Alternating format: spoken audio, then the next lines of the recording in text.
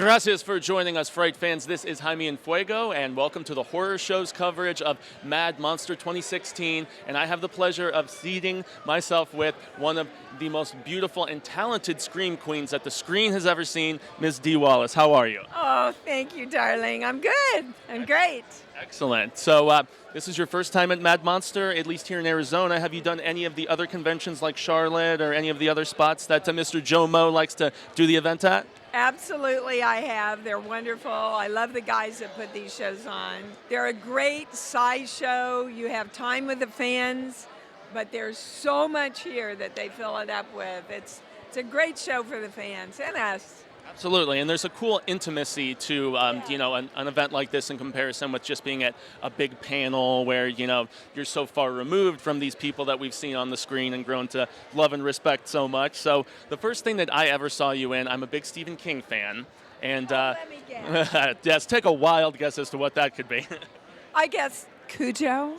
Indeed. Now, were you a fan of Mr. King's work before joining that project, or was that your first time getting involved with him? Well, of course I knew who Stephen King was, yes. But I had not read the book when I did Cujo on purpose. Well, the book ends a little differently. The book ends very differently, and actually Stephen wrote us afterwards and said, I'm so glad you did not kill the boy at the end of the movie. I guess he got more hate mail than he had ever gotten in his life for that. So, yay, we made the right decision. Exactly, but what a performance, though. I mean, were you scarred about, like, dogs afterwards or something? Or are you a canine lover? I am a canine lover. I've always had dogs.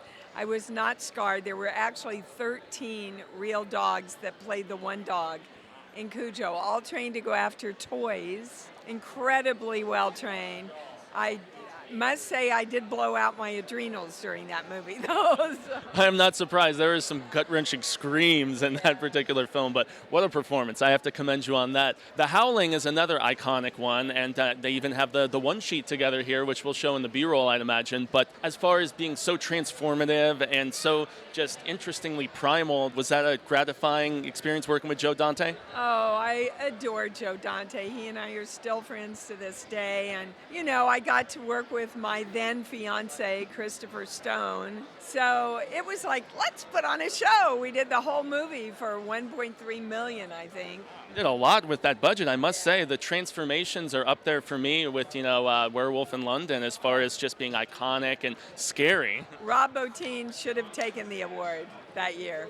He was robbed. For sure. So as far as things that you did later in your career, I mean, you've done, nearly 200 films and TV. I mean, just such a smorgasbord of things. More recently, Rob Zombie brought you to work on Lords of Salem, and kind of a slightly villainous role, but we didn't really know what your intentions were until near the end of the film.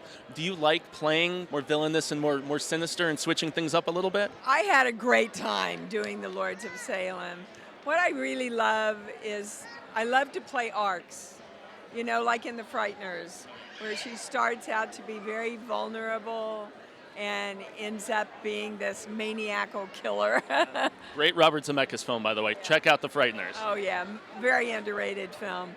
I do, but I mostly look for parts that are heart-driven, but that give me a lot of emotional range. That's what I like to do. Yeah, it's a little more gratifying when a character actually has development and change like a real person as opposed to just being hollow and wooden and, not as exciting. The one thing that I have to mention is there is a favorite show of mine called Supernatural that I have heard you're about to join the cast. I'm not completely up to date with the current season. Actually, have already done it.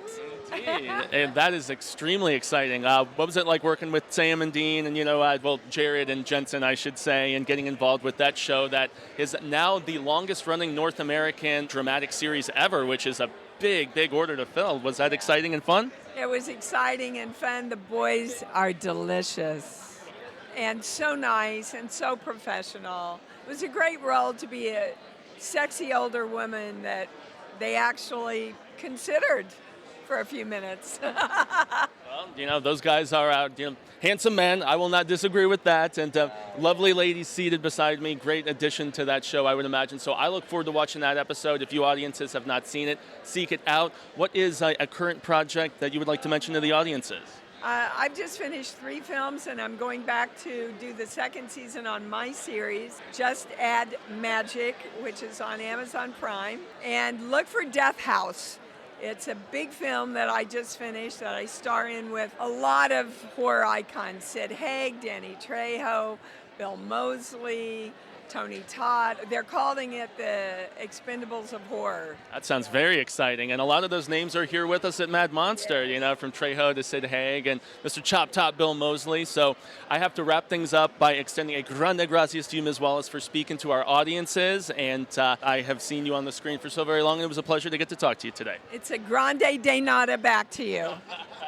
I love it. I love it. Well, we will have more coverage coming at Mad Monster for all of you Fright fans. So I've been Jaime and Fuego. Once again, thank you, Ms. Wallace. And until next time, amigos, stay scared.